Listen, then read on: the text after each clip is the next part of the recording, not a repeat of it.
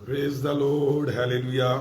आज सुबह 6 बजे हम कोयटा शहर पाकिस्तान से आपको गुड मॉर्निंग कहते हैं और यीशु के नाम में इस इबादत में हम आपको वेलकम करते हैं।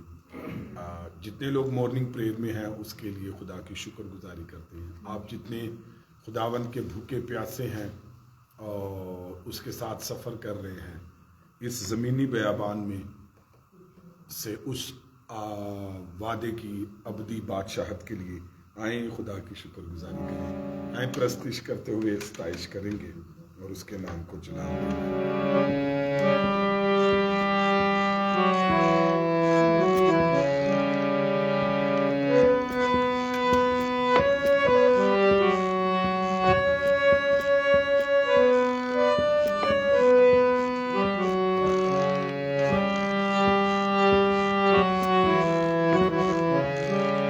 प्रस्तुत करें। ऐ खुदावंद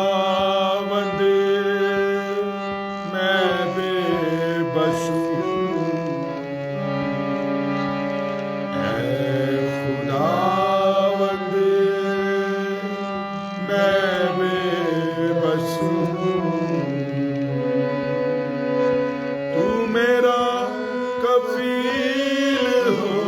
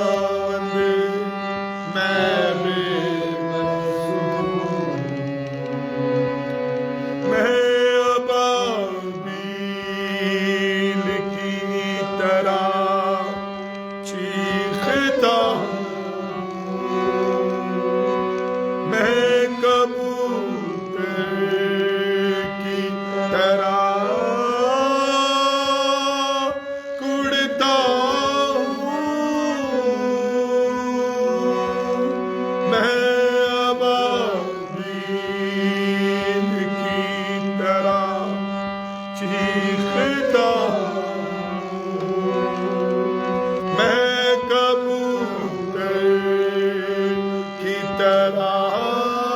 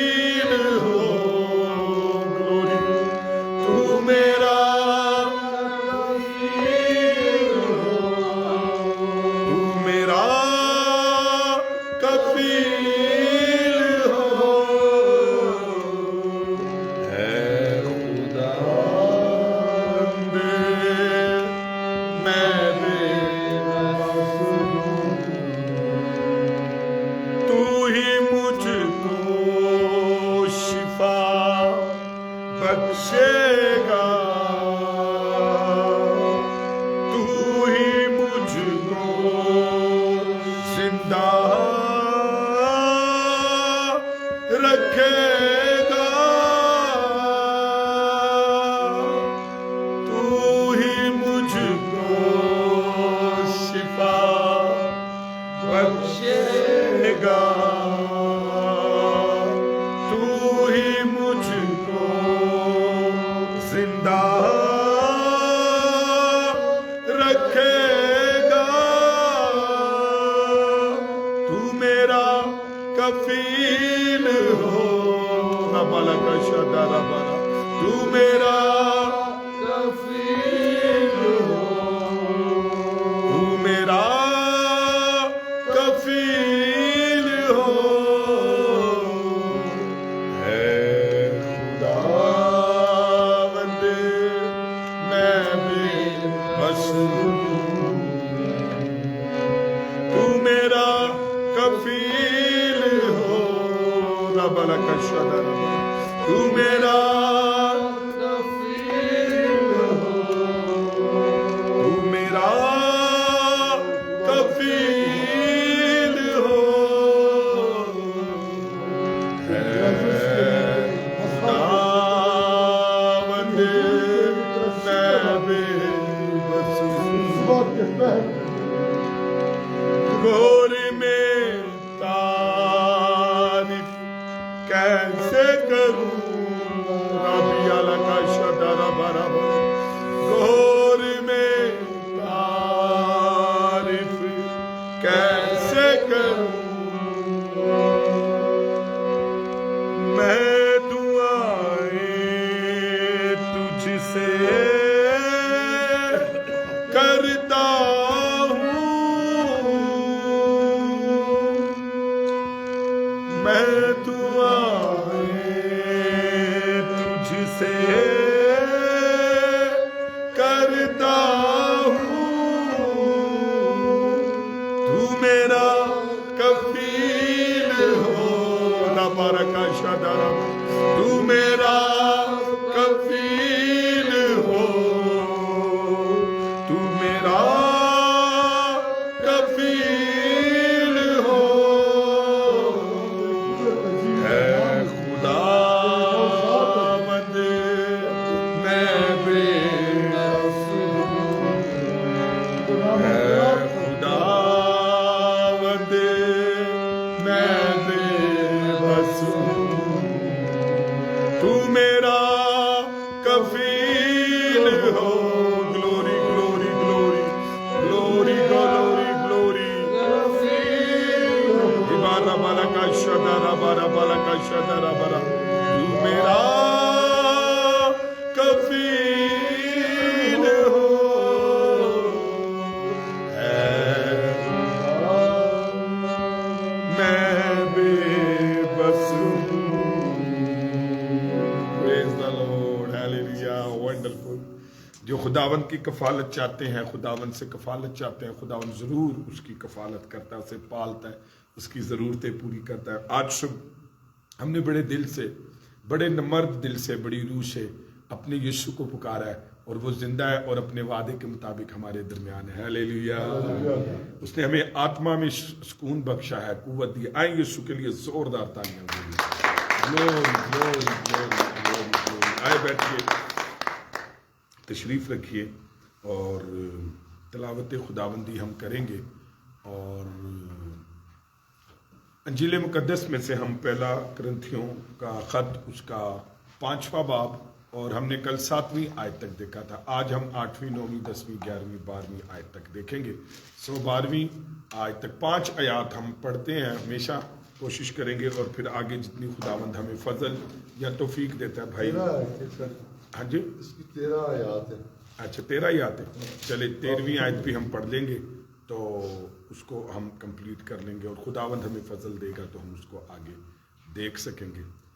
آئے تلاوت خداوندی کریں اور خداوند کے نام کو جلال دیں۔ جی بنی شاہد، پہلا کرنتھیوں اس کا 5واں باب، اس کی 8ویں آیت سے 13ویں آیت تک تلاوت خداوندی کریں۔ کرنتھیوں کا خط، اس کا پہلا خط اس کا 5واں باب اس کی 8ویں آیت سے لے کر 12ویں آیت 13ویں آیت تک. پس آؤ ہم عید کریں نہ پرانے خمیر سے اور نہ بدی اور شرارت کے خمیر سے، بلکہ صاف دلی اور سچائی کی بے خمیر روٹی سے. میں نے اپنے خط میں تم کو یہ لکھا تھا کہ حرام کاروں سے صحبت نہ رکھنا. یہ تو نہیں کہ بالکل دنیا کے حرام کاروں یا لالچیوں یا ظالموں یا بت پرستوں سے ملنا ہی نہیں، بلکہ کیونکہ اس صورت میں تو تم دنیا ہی سے نکل جانا پڑتا.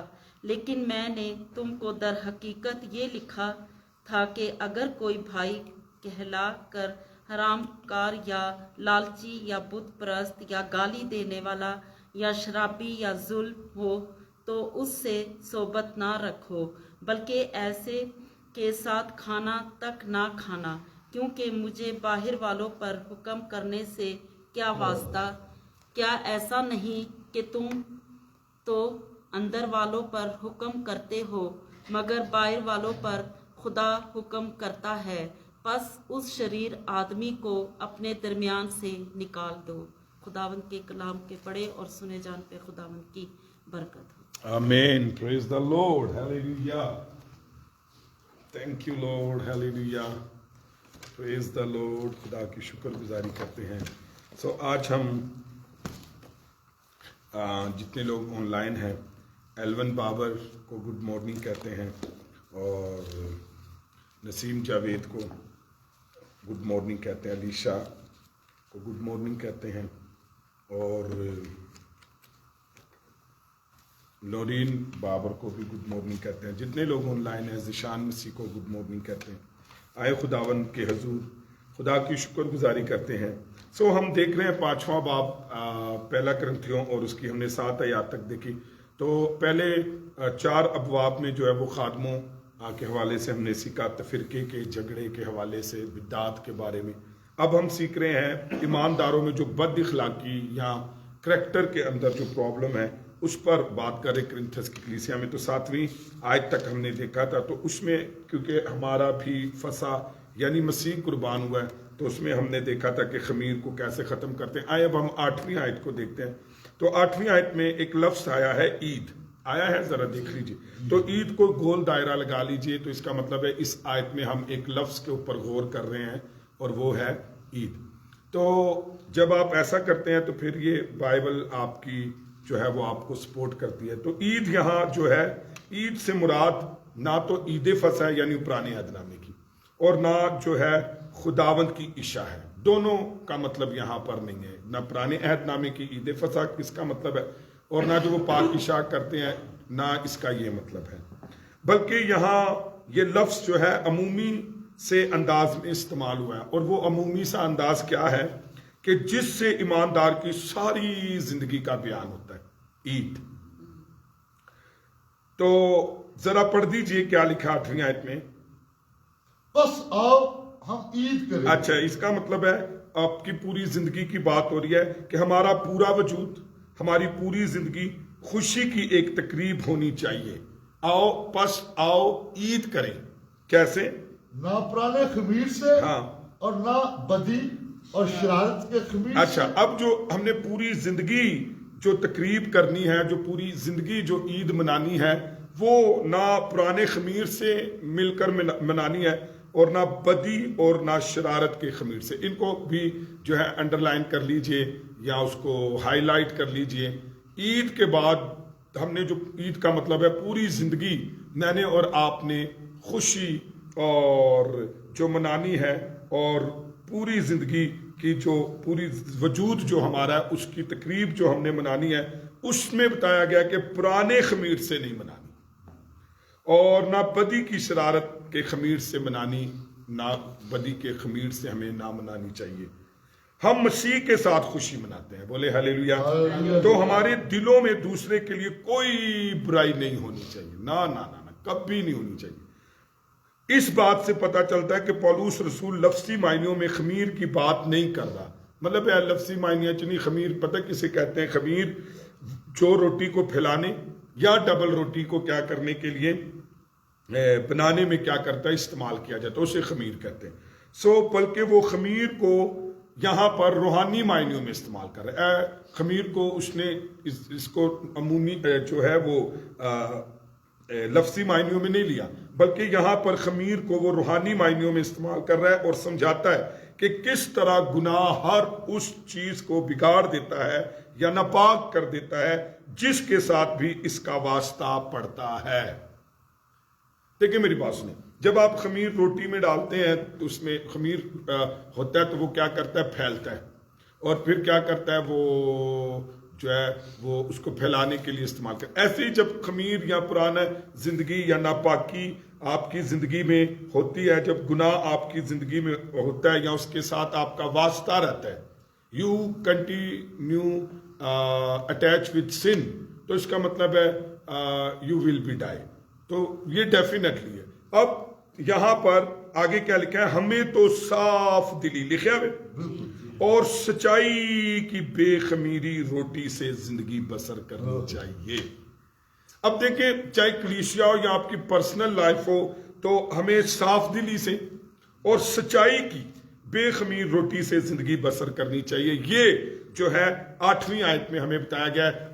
اب دیکھیں، عید اور تیسری بات پر ہم بلکہ چوتھی بات پر ہم انڈرلائن کرتے ہیں تو صاف دلی اور سچائی سے۔ پہلی بات ہم نے عید کرنی ہے، اس کا مطلب میں نے بتایا کہ پوری زندگی جو خوشی ہم نے مسیح کے ساتھ منانی ہے وہ بے خمیری ہونی چاہیے، اور وہ خمیر پرانے خمیر کے ساتھ یا بدی اور شرارت کے ساتھ نہیں ہونی چاہیے، یعنی پاک زندگی کے ساتھ ہمیں ورشپ کرنی ہے، ہمیں عبادت کرنی ہے، ہمیں تمجید کرنی ہے۔ پھر اس کے بعد صاف دلی اور سچائی کی بے خمیری روٹی کے ساتھ ہم نے زندگی بسر کرنی۔ ذرا 9ویں آیت اب دیکھیے، کہتا ہے، جی پڑھ دیجیے۔ میں نے اپنے خط میں تم کو یہ لکھا تھا۔ اچھا، یہ لکھا کہ میں نے تمہیں اپنے خط میں کیا لکھا تھا؟ حرام کاروں سے صحبت نہ رکھنا۔ اچھا، یہ چونکہ اس کا پہلا خط ہے تو اب پولوس ان کو بتاتا ہے کہ میں نے اپنے پہلے خط میں لکھا تھا، یعنی اس سے پہلے جو خط لکھا تھا، حرام کاروں سے صحبت نہ رکھنا۔ اچھا، یہ جو لکھا نا میں نے تمہیں پہلے لکھا تھا، تو اگرچہ یہ وہ خط کھو چکا ہے یا مگر اس بائبل مقدس کے الہامی ہونے پر اس کا کچھ اثر نہیں پڑتا، مطلب وہ یہاں تو نہیں ہے، نہ ہمارے پاس ہے، نہ ہمیں پتہ ہے وہ خط کہاں ہے، لیکن یہاں پر اس کا ذکر ہے کہ میں نے پہلے خط میں تمہیں کیا کیا تھا؟ لکھا تھا۔ پولوس نے اور بھی کئی خط لکھے ہوں گے، ضروری نہیں کہ وہ سارے کے سارے جو ہے وہ الہام سے لکھے گئے تھے، صرف وہی خط الہامی ہے جن کو خدا نے بائبل مقدس میں یا مقدس بائبل میں شامل کرنے کے لیے چن لیا ہے۔ ہاللویا۔ جڑا خط آ گیا بائبل مقدس دی زد دے اندر وہ الہامی ہے۔ ہاللویا۔ اس کا ایک ایک لفظ، اس کا ایک ایک نقطہ الہامی، لیکن جس کا ہمیں پتہ نہیں، جو ہے نہیں، تو اس کا مطلب ہے وہ خداوند کی قدرت کے وسیلہ سے تھا، اور خداوند نے جس الہام سے اسے قلم بند کروایا وہ آج ہمارے پاس ہے، اس کے لیے ہم خدا کی کیا کرتے ہیں؟ شکر گزاری کرتے ہیں۔ آئے ذرا 10ویں آیت دیکھیے، تو وہ کچھ خط میں کہہ رہا تھا کہ تم نے صحبت نہیں رکھنی حرام کاروں سے۔ تو 10ویں آیت، یہ تو نہیں کہ بالکل دنیا کے حرام کاروں یا لالچیوں یا ظالموں یا بت پرستوں سے ملنا ہی نہیں۔ اچھا، اب 4 قسم کے لوگوں سے بات کی گئی ہے، تو پولوس نے ان کو لکھا تھا کہ حرام کاروں سے صحبت نہ رکھنا، اس کو انڈرلائن کریں، یہ اس نے لکھا تھا۔ اب وہ وضاحت کرتا ہے 10ویں آیت میں کہ مطلب یہ نہیں تھا کہ وہ ایسے بے خدا اور بے دین لوگوں سے ہر قسم کا تعلق جو ہے وہ توڑ کر بالکل الگ ہو جائیں، یہ تو پھر درویش ہونا ہے، یہ تو پھر جنگلوں میں جا کر رہنا ہے، تو اور پھر یہ میرا خیال ہے ایک کرسچن کا جو ہے وہ طریقہ نہیں، اور نہ یہ بائبل مقدس کی تعلیم ہے۔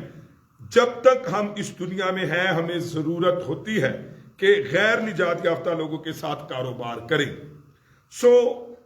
اور ہمارے پاس یہ جاننے کا کوئی طریقہ نہیں یا ذریعہ نہیں کہ وہ گناہ میں کتنے گہرے یا ڈوبے ہوئے ہیں۔ گناہ گاروں سے قطعی طور پر الگ تھلگ زندگی بسر کرنے کے لیے تو دنیا ہی سے نکل جانا پڑتا ہے۔ لکھا ہے کہ دنیا ہی سے نکل جانا پڑتا ہے نا، تو مطلب اس کا تو یہ تو وہ بات کہہ ہی نہیں رہا کہ جیسے ہوں دنیا چو نکل جانا یا اسی جنگلہ چ جا کر رہنا ہے، لیکن اب اس بات کو ذرا اچھے سے سیکھیں گے کہ اصل میں पौलुस क्या कहना चाहता है, आपकी पर्सनल लाइफ को, चर्च को कैसा होना चाहिए। इसलिए पौलुस कहता है मेरा मतलब ये नहीं था कि दुनिया के हरामकारों 1, लालचियों 2, जालिमों 3 और बुत परस्तों से मिलना ही नहीं। कहता है मेरा मतलब नहीं, इसको अंडरलाइन कर दे, ये उसका मतलब नहीं है कि दुनिया चो ही निकल जाए। अब इसका मतलब जरा सीखना कि मुझे और आपको इन 4 किस्म के खमीर से कैसे बचना है। खमीर क्या है? पुराना खमीर क्या है? गुनाह की जिंदगी से कैसे बचना, और कैसे पता चलेगा कि ये खमीर है। और हमने दुनिया से भी नहीं निकलना, दुनिया में भी रहना है। और लेकिन जैसे देखिए कश्ती होती है ना, वो पानी च रहती है, रेंदी के नहीं रेंदी, लेकिन पानी पर क्या रहती है? गालिब रहती है। लेकिन जब पानी उसके अंदर आ जाता है तो बड़ी से बड़ी कश्ती जो है वो डूब जाती है।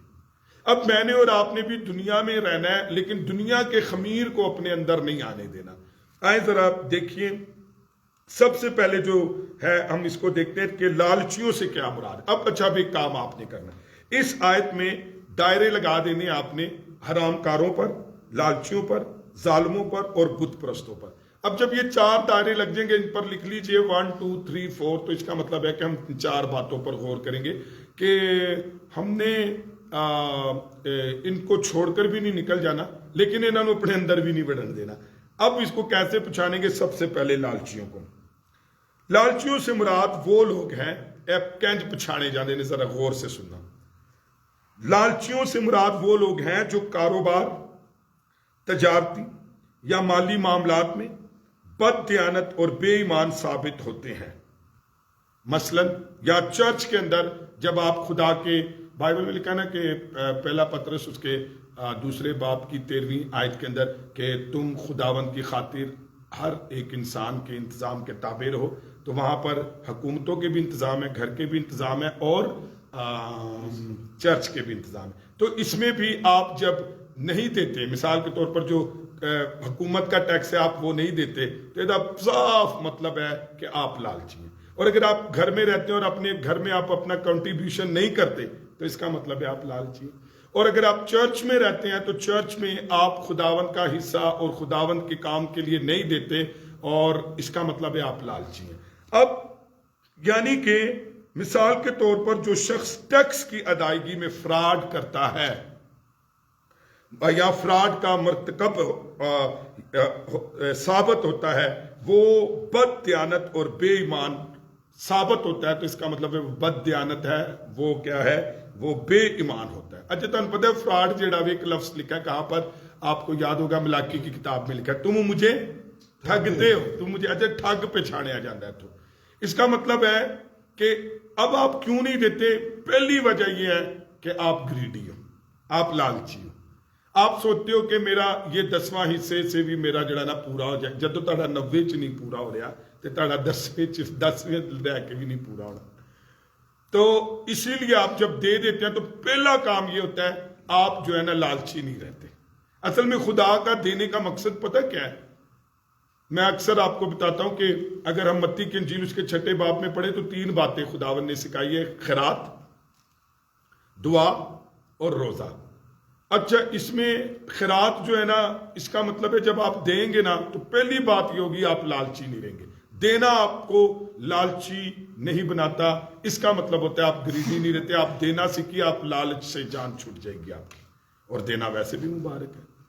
और फिर जब हम खुदा के हजूर दुआ करते हैं और रोजा रखते हैं तो इसका मतलब ये है कि मैं और आप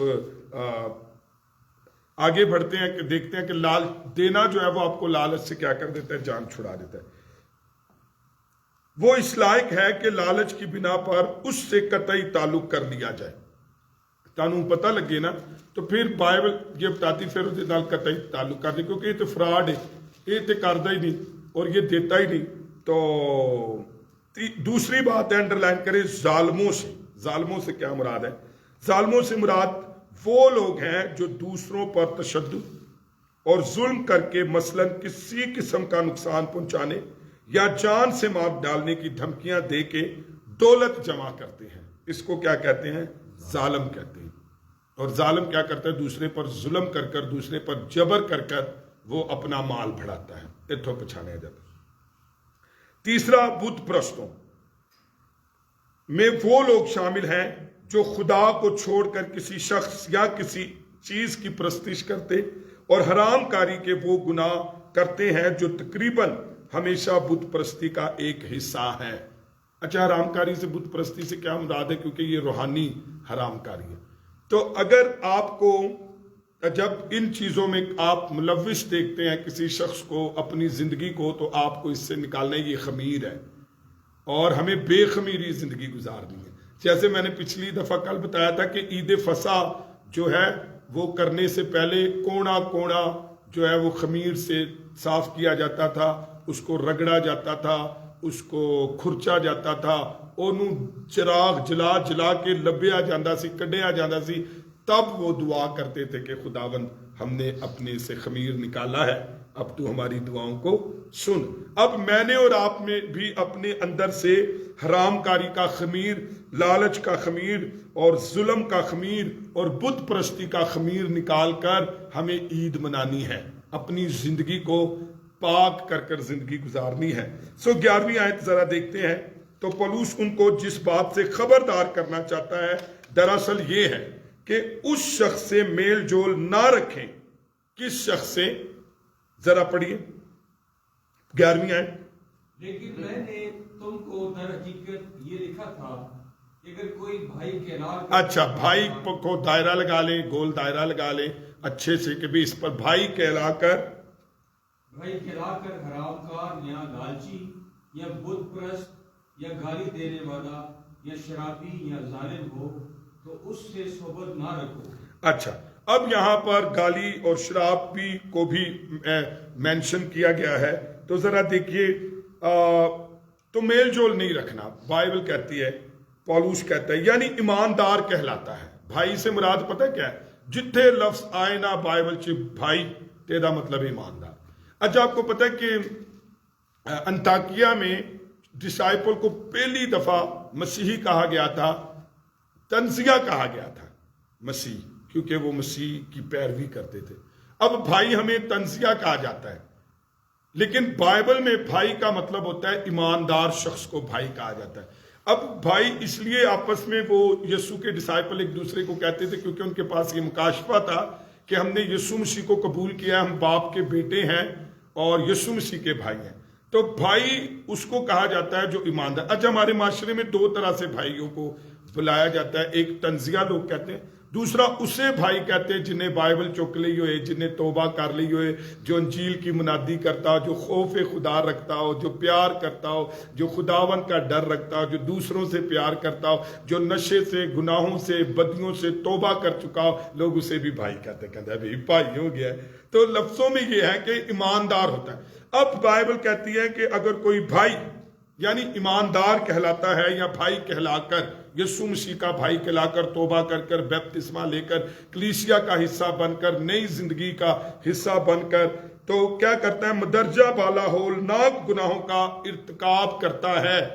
اب ایمانداروں کے انہی گناہاں دے وچوں پھسیا ہے، تو ہم اس کے الفاظ کو سادہ انداز میں یوں بیان کر سکتے ہیں کہ اس کے کہنے کا کیا مطلب تھا۔ وہ کہتا ہے میرے کہنے کا مطلب یہ تھا اور میں پھر سے کہتا ہوں کہ تم کسی ایسے شخص کے ساتھ معمولی کھانا تک نہ کھاؤ جو کہتا ہے کہ میں مسیح ہوں، میں کرسچن ہوں، میں بھائی ہوں، میں ایماندار ہوں، لیکن جنسی بد اخلاقی میں یا لالچ میں یا بت پرستی میں یا گالی بکنے میں یا شراب پینے میں یا ظلم کرنے کے گناہ کے اندر رہتا ہے، او دے نال تانوں ملن دی ضرورت ہے۔ ہمیں بے ایمان یا بے نجات لوگوں سے میل ملاپ کرنے یا رابطہ رکھنے کی اکثر ضرورت پڑتی ہے۔ ہم ان موقعوں کو اکثر گواہی دینے کے لیے استعمال کرتے ہیں۔ رابطہ ایماندار کے لیے اتنا خطرناک نہیں ہے۔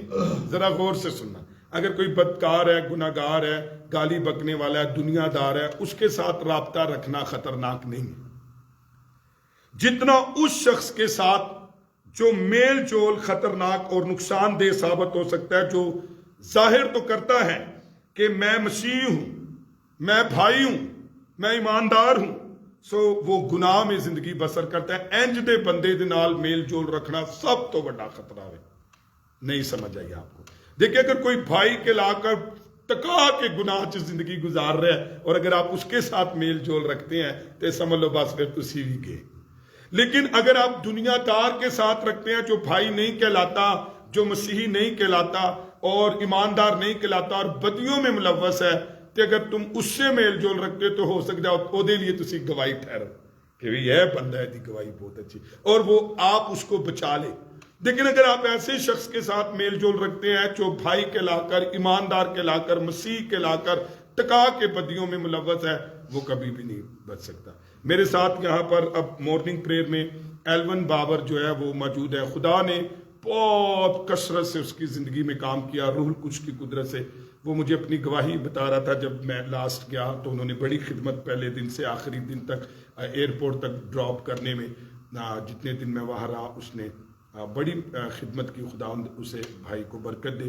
तो वो बता रहा था किस तरीके से रूहुल कुछ ने मुझे माली बरकत दी, किस तरीके से खुदा ने मुझे प्रॉस्पर किया और किस तरीके से मेरी ज़िंदगी के अंदर रूहुल कुछ ने काम किया और मेरे अंदर खमीर को जो है वो निकाला, वो चेन स्मोकर था और किस तरीके से खुदा ने उसे रिहाई बख्शी और अमेजिंग था। सो ये है कि जब आप ईमानदार होते हैं, जब आप मसीह होते हैं, तो फिर आपकी गवाही होती है और खुदा किस तरीके से आपकी ज़िंदगी को क्या करता है, निकालता है।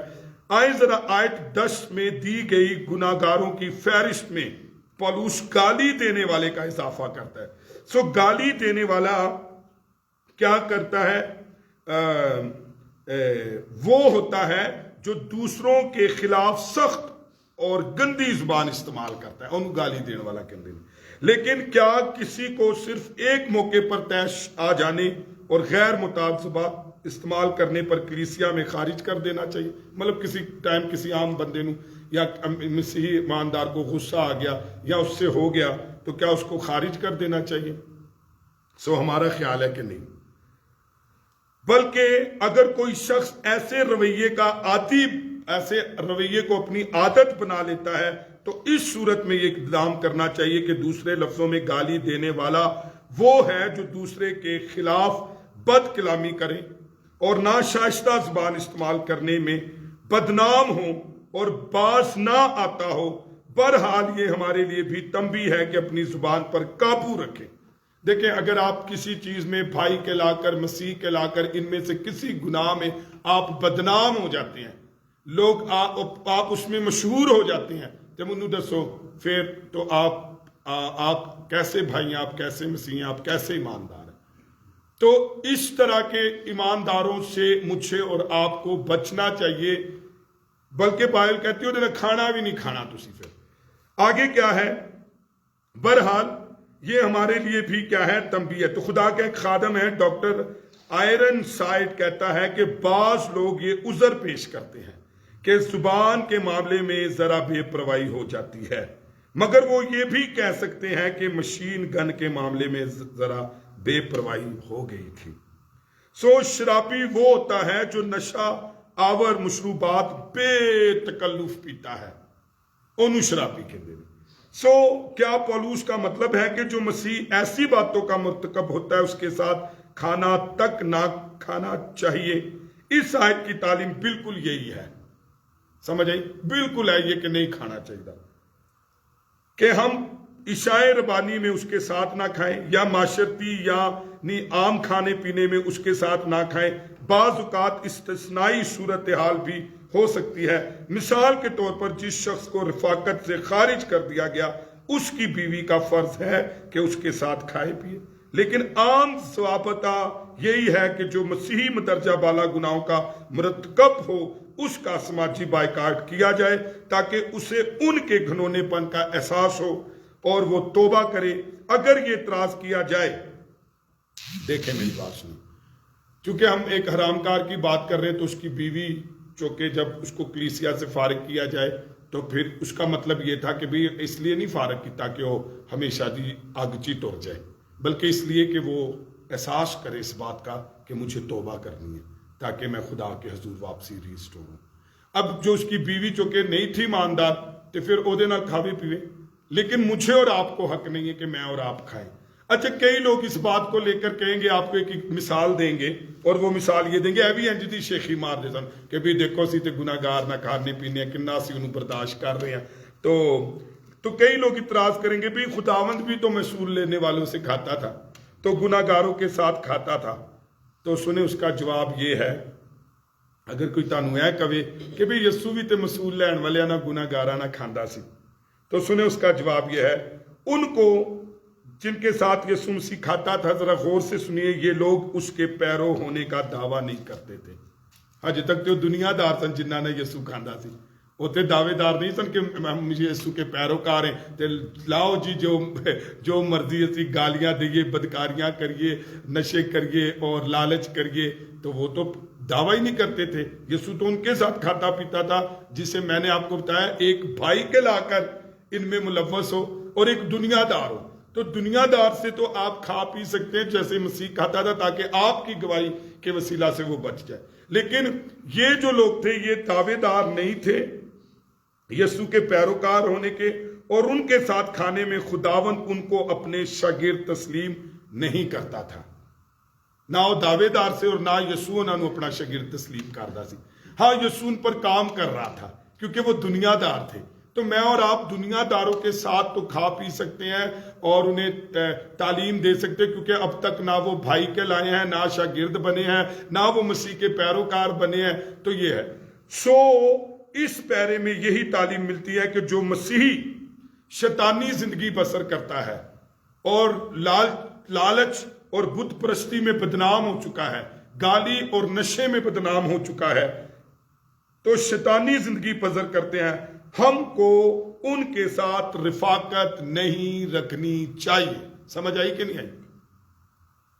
اب ایک دنیا دار ہے، ایک بھائی کے لا کر وہ شیطانی کاموں میں ملوث ہے، تو پھر اس سے ہمیں رفاقت نہیں رکھنی چاہیے۔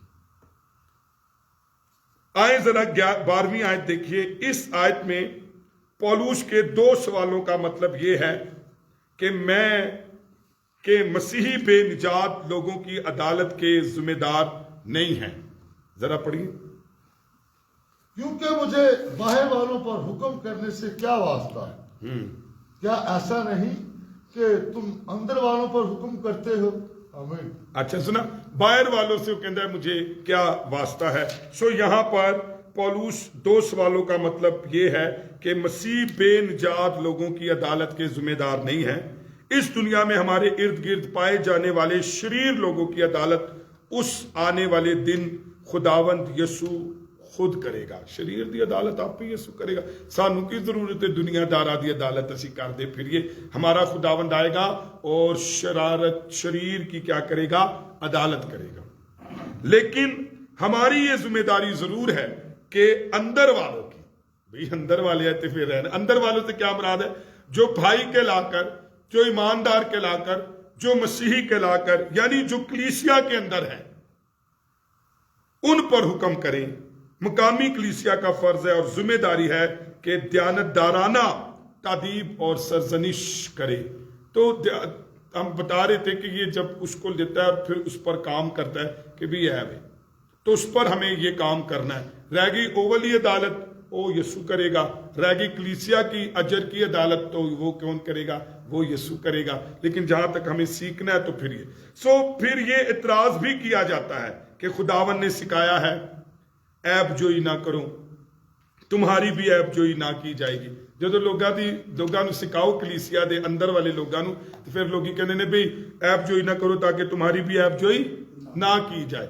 ہمارا جواب یہ ہے کہ یہاں خداوند نیت یا محرک کی بات کر رہا ہے۔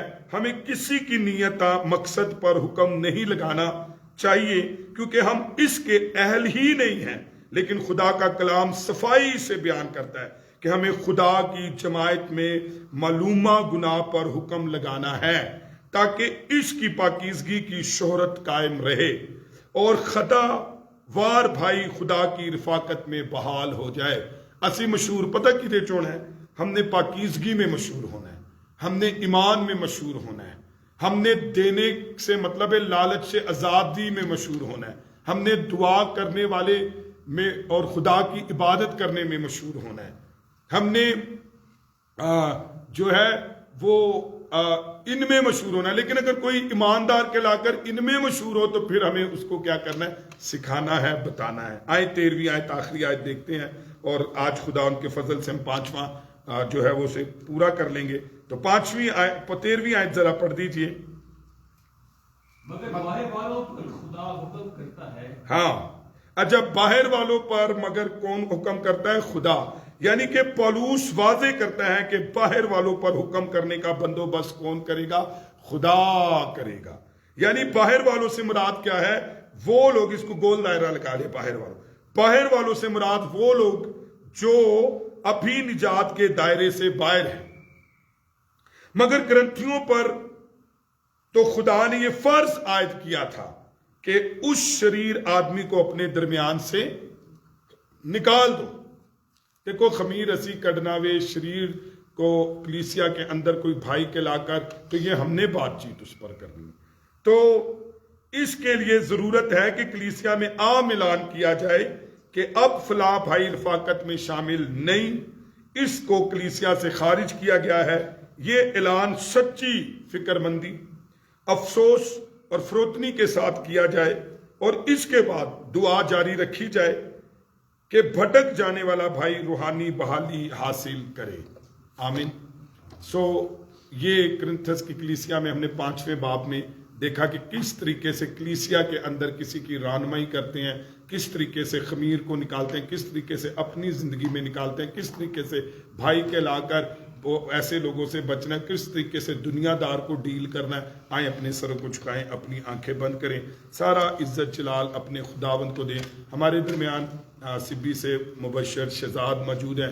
میری التماس ہے کہ وہ آئے اور آج کے کلام کے لیے، اور جتنے آن لائن ہیں ان کے لیے، جتنے کلیسیا میں موجود ہیں ان کے لیے، چرچ میں موجود ہیں، بھائی شالیم کے لیے، بھائی نومی کے لیے، بھائی آصف تاج کے لیے، بنش کے لیے، اور آ جائے سامنے آ جائے تو دعا کیجئے، اور پریئر باکس کے لیے آئیں دعا کریں. ہیلیلویا.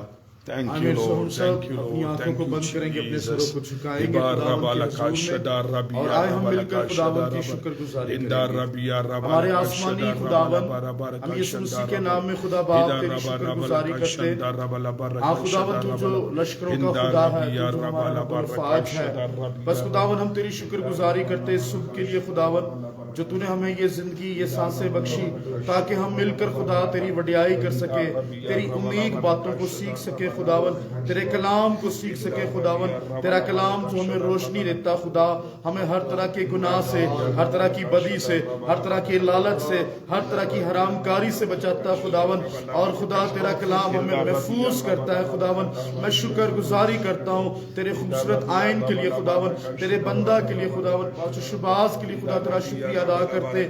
ضرور خدا اسی طرح اپنے بندہ کو اور برکت دے خداوند، تاکہ وہ خداوند سبا ماجد پر تیری برکت چاہتے ہیں، تسلی چاہتے ہیں، میری بہن پر، اس کے گھرانے پر تیری برکت اور سلامتی آئے خداوند. عامر اقبال، اس کی مسز پر، باقی سسٹر ڈولینا پر تیری برکت آئے، علیشا پر تیری برکت آئے خداوند. ہیلیلویا. ایونجلسٹ جاوید نعیم پر تیری برکت آئے، نسیم پر خداوند، ایلون بابر پر تیری برکت آئے، زشان پر تیری برکت آئے، زشان مسیح پر بلش کر خداوند، بلش کر، بلش کر. جوئے سلوم پر خداوند، میری بہن، اس کے بچوں پر، اس کے گھرانے پر تیری برکت آئے. جوئے سلوم تیرے گھرانے پر برکت آئے. لورین بابر پر تیری برکت آئے خداوند، اس کے بال بچوں پر، پوتے پوتوں پر، نواسے نواسیوں پر. یس لارڈ، بلش لارڈ، بلش لارڈ، یس لارڈ خداوند. ایلون بابر پر خداوند تیری برکت آئے، روح قدس کی آگ آئے خداوند. ہر روز تیری پاک محبت بلش لارڈ، بلش لارڈ. ایلون بابر تجھے بلش کرتے ہیں، تیرے بچوں کو بلش کرتے ہیں، تیرے آنے والی نسلوں کو. یس لارڈ، یس لارڈ، یس لارڈ، یس لارڈ، یس لارڈ، یس لارڈ. زشان بھٹی کی وائف کے لیے برکت چاہتے، اس کے بیبی کے لیے، اسے خداوند بلش کر خداوند. یس لارڈ، یس لارڈ، بلش کر، وہ بچوں والی ہو خداوند. खुदा आज सुबह तूने लोगों को बरकत दे खुदावन और अपनी मोहब्बत में खुदा आगे बढ़ाता जा खुदावन ताकि ये तुझ में खुदा तरक्की पाए खुदावन शुक्रगुजारी की दुआ करते हैं इन तमाम भाइयों के लिए शुक्रगुजारी करते हैं तेरे खूबसूरत आयन तेरे कलाम के लिए शुक्रगुजारी करते हैं कलीसिया पर खानदानों पर खुदा तेरी बरकत आ जाए और खुदा अपने लोगों को तू आए खुदा अपनी पनाह में रख ले खुदावन मैं शुक्रगुजारी की दुआ करता हूं चर्च के खुदा सारे इंतजाम पर खुदा अपने बहन भाइयों पर तेरी बरकत को चाहते हैं खुदावन जो खुदा तेरी मोहब्बत से दूर है खुदावन शुरू उन्हें अपनी मोहब्बत में आने का ये फजल बख्श दे खुदावन अपने चरणों में आने का फजल बख्श खुदावन ताकि वो हर रोज खुदा खुदा तुझ में बढ़ सके खुदावन और खुदा तुझ में तरक्की कर सके खुदावन शुक्रगुजारी की दुआ करते हैं अपने उन तमाम बहन भाइयों के लिए तेरे हजूर से बरकत की सलामती की दुआ मांगते हैं खुदावन शुक्रिया अदा करते हैं खुदावन खुदा तू हम पर भी रहम कर खुदा हमें भी ये तौफीक बख्श हमें भी ये फजल बख्श खुदावन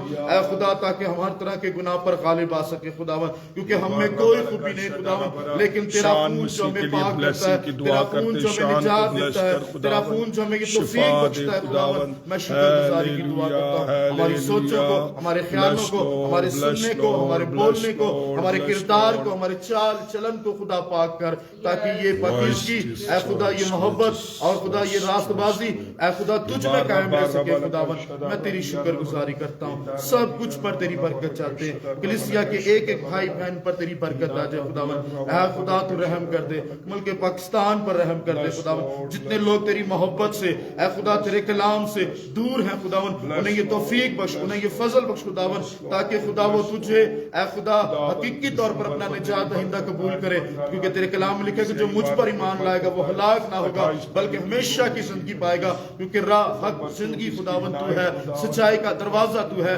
जिंदगी का दरवाजा तू है खुदावन मैं तेरी शुक्रगुजारी करता हूँ तेरी बरकत चाहता हूँ खुदावन एक एक जिंदगी को छू और कसरत की बरकत दे शुक्रगुजारी की दुआ करते हैं ये दुआ हम तेरे पाक अजीम नाम में यीशु नाम में मांगते और पा लेते हैं आमीन आमीन हमारा एक प्यारा भाई शान उसका एक्सीडेंट हुआ और अब वो वेंटिलेटर पर है उसका ऑपरेट हुआ 4-5 जगहों से उसकी हड्डी टूटी कल रात भी हम गए एक हम दुआ उसके लिए करेंगे शालीम बेटा को खुदावन ने परमानेंट जॉब 11 स्केल में दिया उसके लिए भी खुदा की शुक्रगुजारी करेंगे एक छोटी सी दुआ मेरे साथ आप कीजिएगा अपना दाहिना हाथ उठाइए और आसमानी बाप जितनी प्रेयर रिक्वेस्ट है खुदावन जाहिन के लिए दुआ करते हैं कि वो मुकम्मल हील हो वो छोटा बच्चा खुदावन और खुदावन जितनी प्रेयर बॉक्स में रिक्वेस्ट है उन पर तेरा कुदरत वाला हाथ आए और खुदावन मैं शान के लिए तेरी हजूरी से दुआ करता हूँ वो हर तरह की पैरालाइज उस लाइफ से निकले खुदावंद उसकी बॉडी मुकम्मल तौर पर काम करे खुदावंद उसका ऑपरेशन तूने कामयाब किया उसे वेंट से खुदावंद उतार और खुदावंद उसकी हड्डियाँ यीशु के नाम में जुड़ जाएं और दुआ करता हूँ शालीम के लिए खुदावंद तूने उसे ब्लेस किया है बस वो तेरे घर से जुड़ा रहे जैसे तूने उसे ब्लेस किया वो तेरे घर के लिए बाइस से बरकत रहे और तू उसे हमेशा बरकत देता रहे रूहानी माली तौर पर तेरी शुक्रगुजारी करते हैं बस है खुदावंद जितने यहाँ मौजूद है इन पर तेरी बरकत आए जितने ऑनलाइन प्रेयर रिक्वेस्ट है खुदावंद उनके बच्चों पर बाल बच्चों पर बरकत आए जिशान भट्टी की वाइफ के लिए दुआ करते उसे बच्चों वाली बना उसे ब्लेस कर खुदावंद जिंदगी सलामती बख्श और जितने लोगों की दरख्वास्त है उन पर भी यीशु के नाम में ये दुआ मांगते और पा लेते हैं हमारे बाप तू जो आसमान पर है तेरा नाम पाक माना जाए तेरी बादशाहत आए तेरी मर्जी जैसे आसमान पर पूरी होती है जमीन पर भी हो हमारे रोज की रोटी आज हमें दी और जिस तरह हम अपने कर्ज को माफ करते हैं तुम्हारे कर्ज हमें माफ कर और हमें आजमाइश में न ला बल्कि बुराई से बचा क्योंकि बादशाहत कुदरत और जलाल हमेशा तेरा है खुदा बाप बेटे रूह कुछ की बरकत दुनिया के तमाम मुकद्दसीन हाजिर जमायत घर खानदान जिंदगियों के साथ अब्दुल आबाद होती रहे